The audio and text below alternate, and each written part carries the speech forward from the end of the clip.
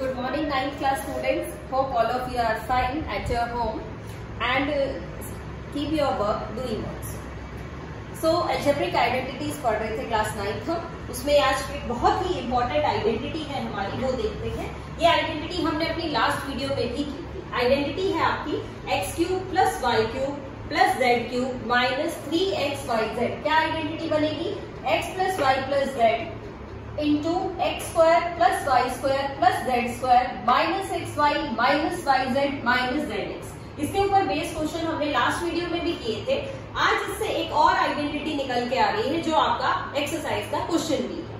देखते हैं क्या कहा गया है इसमें। If x plus y plus z is 0 means अगर इसी आइडेंटिटी में ये x plus y plus z 0 हो जाए तो आपको ये प्रूव करना है कि x cube plus y cube plus z cube किसके इक्वल हो जाएगा? 3xyz के इक्वल हो जाएगा। तो अब देखते हैं बेटा कि इसको किस तरह से सॉल्व करें, और ये अपने आप में बहुत इंपॉर्टेंट रिजल्ट है और इसको भी आइडेंटिटी की तरह ही हम यूज करेंगे। किस तरह से करेंगे देखते हैं। हम इसी आइडेंटिटी को ही लिखेंगे। यहाँ पे हम क्वेश्चन करने के लिए सबसे पहले लिखेंगे identity. We know that x cube plus y cube plus z cube minus 3xyz किसके इक्वल होता है? x plus y plus z into x square plus y square plus z square minus x y minus y z minus x. ये हमने पढ़ी हुई है। अब given है क्वेश्चन में आपको, गिवन क्या है? Given that x plus y plus z आपका 0 है, तो इसमें आप 0 पुट कर दीजिए। क्या बन जाएगा? देखो ध्यान से, ये आपका बन जाएगा x cube plus y cube plus z cube minus 3xyz। Left side तो हमने एज इट इज लिख दी, राइट साइड में इसकी जगह क्या पुट कर देते हैं? 0 into x square plus y square plus z square minus x y minus y z minus x z. बेटा जब हमने इसके साथ 0 पुट कर दिया है तो 0 से मल्टीप्लाई करेंगे तो ये सभी वैल्यूज 0 ही बच जाएंगी। तो नेक्स्ट लाइन आपकी होगी x cube y cube z cube minus 3xyz is equal to 0। और आप क्या करें, इस 3xyz को राइट साइड में शिफ्ट कर दीजिए, यानी x cube plus y cube plus z cube is equal to 3xyz। ये आपकी वैल्यू जो आप प्रूव करना चाह रहे थे वो प्रूव हो गया। कैसे किया हमने प्रूव? हमने सबसे पहले ही क्यूब वाली आइडेंटिटी लिखी। क्यूब वाली आइडेंटिटी में गिवन है कि ये वैल्यू क्या है? 0 है। इस वैल्यू को राइट साइड में आप 0 रख दीजिए। इस 0 की वजह से ये वाली टर्म भी आपकी सारी 0 बन जाएगी। 0 बन गई। फिर क्या किया? ये जो 3xyz था लेफ्ट साइड की बजाय आपने किस में शिफ्ट कर दिया? राइट साइड में शिफ्ट कर दिया। तो ये आपकी वैल्यू प्रूव हो गई है। इसके साथ साथ हमें इसको काफी आइडेंटिटीज में यूज भी करना है। देखते हैं क्वेश्चन किस तरह के हैं। नेक्स्ट क्वेश्चन में हम इस आइडेंटिटी को यूज कर रहे हैं कि if x plus y plus z is 0 then क्या हो जाएगा? अब हम इस आइडेंटिटी क्वेश्चन को लिखने की बजाय यहाँ पे इसको एक आइडेंटिटी की ही फॉर्म लिख लेते हैं। क्या है identity? If x plus y plus z is 0 then x cube plus y cube plus z cube is equal to 3xyz। यानी अगर 3 वैल्यूज ऐसी आ जाएं जिनका सम आप करें तो 0 बन जाए, तो क्या होगा कि इसका क्यूब प्लस दूसरे का क्यूब प्लस तीसरे का क्यूब, इनका जो क्यूब है उसकी वैल्यू क्या हो जानी चाहिए? 3 into the first into second and into third. चलिए हम क्वेश्चन करते हैं ताकि और ज्यादा अच्छे से आपको क्लियर हो सके। क्वेश्चन नंबर 14 देखते हैं। क्वेश्चन नंबर 14 का फर्स्ट पार्ट है आपका। ये कहता है माइनस 12 क्यूब प्लस 7 का क्यूब प्लस 5 का क्यूब। इसकी वैल्यू निकालनी है आपको, और क्वेश्चन में कहा गया है कि विदाउट कैलकुलेटिंग द क्यूब। इसका मतलब है ये ना हो कि आप 12 का क्यूब लिख लें, यहाँ पे 7 का क्यूब और 5 का क्यूब और फिर ऐड करके आंसर निकालें। नहीं, आपको आइडेंटिटी ही यूज करनी है। कैसे करें आइडेंटिटी यूज वो आप देखते हैं। इस क्वेश्चन में हम मान लेते हैं ये है आपके पास x क्या है? -12। y क्या है आपके पास? 7 और z मैंने ले लिया यहाँ से इस क्वेश्चन में 5। अब हम चेक करना चाहते हैं कि क्या x plus y plus z 0 बनता है। देखिए चेक करते हैं, x plus y plus z, x है -12 प्लस वाई और प्लस जेड, -12 प्लस 12, ये वैल्यू आपकी 0 बन गई। यानी x plus y plus z हमने इस क्वेश्चन में निकाल के देखा, क्या आ गया, 0 आ गया। तब आप क्या लिखेंगे, आप अपनी आइडेंटिटी लिखेंगे कि if x plus y plus z is 0 then x cube plus y cube plus z cube क्या होता है, 3xyz। अब ये है आपका x क्यूब यानी कि -12 क्यूब, y क्या है 7 का क्यूब, z क्या है 5 का क्यूब। तो ये क्या बन जाना चाहिए, 3xyz।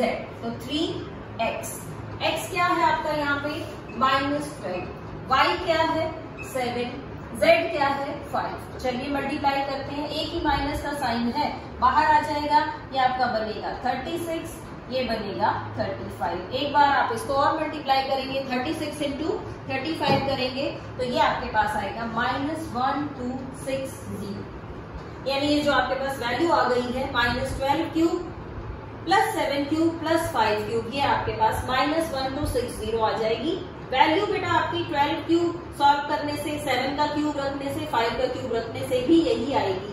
लेकिन आपको क्वेश्चन में ये कहा जाएगा कि विदाउट कैलकुलेटिंग द क्यूब, आपको इन क्यूब्स की वैल्यू फाइंड आउट नहीं करनी, बल्कि आपको आइडेंटिटी यूज करना सीखना है।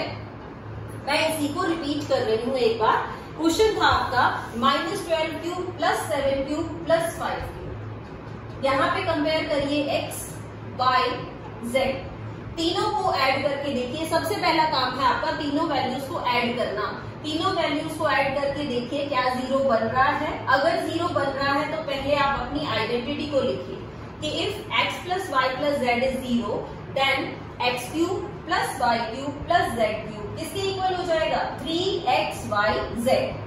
सेम क्वेश्चन में अप्लाई कर लीजिए, 3xyz मल्टीप्लीकेशन आप लोगों को आती है तो ये आपका आंसर आ जाएगा। Very important type it is. So let us move on to our next value. The next question is, आपको बताना है रेक्टेंगल की length if it is possible. क्या कहा गया है क्वेश्चन में कि एरिया ऑफ रेक्टेंगल आपको गिवन है। क्वेश्चन नंबर 14 की बात कर रही हूँ मैं, क्वेश्चन नंबर 15 की बात कर रहे हैं हम। क्वेश्चन नंबर 15 में कहा गया कि find the possible values of length and breadth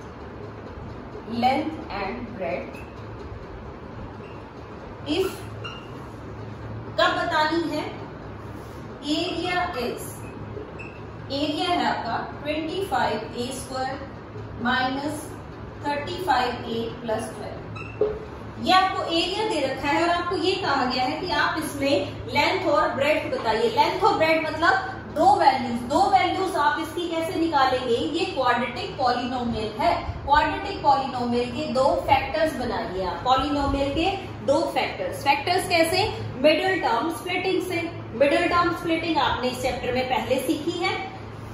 दो ऐसे नंबर जिनको ऐड करें तो -35 आए और मल्टीप्लाई करने से आपकी 25 इंटू 12 वैल्यू आ जाए, यानी कि आपके पास क्या वैल्यू आ जाए, ये वैल्यू आपके पास आ जानी चाहिए 300। तो हमने वो नंबर सजेस्ट किए, कौन कौन से, हमने नंबर ले लिए, यहां से दो लिखे, 20a माइनस 15a प्लस 12। इसको समझेंगे, 35 को मैंने लिखा है 20 एंड 15, ऐड करिए 35 विद नेगेटिव साइन, और 20 और 15 की मल्टीप्लीकेशन 300 बनेगी। 25 और 12 की मल्टीप्लीकेशन भी 300 ही है। कॉमन निकालिए इसमें से 5a, यहाँ भी आया 5a, यहाँ आया 4। यहां से भी कॉमन निकालेंगे हम, यहां से कॉमन आएगा 3, यह आएगा 5a माइनस 4। कॉमन फैक्टर दिखाई दे रहा है हमें 5a minus 4 into 5a minus 3। अब इस एरिया के दो फैक्टर आ गए हैं और आपको ये पता है कि एरिया ऑफ रेक्टेंगल लिख लेंगे यहाँ पे। वी नो दैट, हमें क्या पता है, एरिया ऑफ रेक्टेंगल क्या होता है, area of rectangle is equal to length into breadth. Area of rectangle होता है लेंथ इंटू ब्रेड्थ। तो आपको ये बताना है कि लेंथ और ब्रेड्थ क्या क्या हो सकती है। तो इसका मतलब क्या हुआ, या तो ये लेंथ है, अगर ये लेंथ होगी तो ये ब्रेड्थ हो जाएगी, अगर हम इसको ब्रेड्थ मान ले तो ये लेंथ हो जाएगी। मल्टीप्लीकेशन में कोई फर्क नहीं पड़ता नंबर आगे पीछे लिखने से।